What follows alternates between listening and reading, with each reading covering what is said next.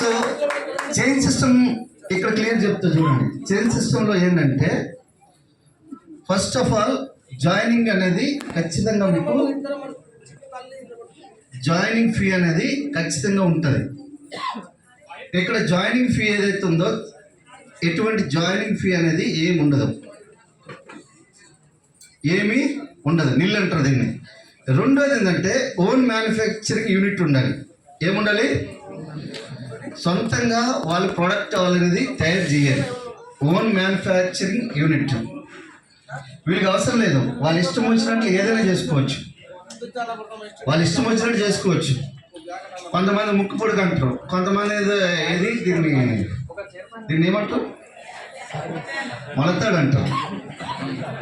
నేను మగ, మా పాప వేసుకుంటుంది, మా అమ్మ వేసుకుంటుంది, వీళ్ళు వేసుకోవాలి కానీ నేను వేసుకొని తిరిగితే అందరూ ఏమనుకుంటారు, ఇదేదో తేడా లెక్క ఉంది అనుకుంటారా లేదా?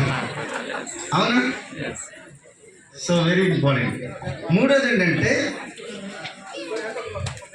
Joining fee, own manufacturing unit and ఇంకోటి ఏముంది సార్? ఇంకోటి ఏముంది? So direct important. మనకు ఇక్కడ ఏంటంటే స్పాన్సరింగ్ సిస్టమ్ ఏదైతే ఉందో మీకు ఇక్కడ ఎస్ రిటర్న్ బ్యాక్ పాలసీ. నేను యాక్చువల్గా మన జనగంలో అది చాలా పెద్ద సెషన్ తీసుకున్నా. రిటర్న్ బ్యాక్ పాలసీ అంటే మీరు ఒకవేళ ప్రోడక్ట్ కొనుక్కున్నారు, నచ్చలేదు, కంపెనీ మళ్ళీ తిరిగి కొనుక్కోవాలి. లేదు కొనుక్కోలేదు అనుకుంటే that is a change system.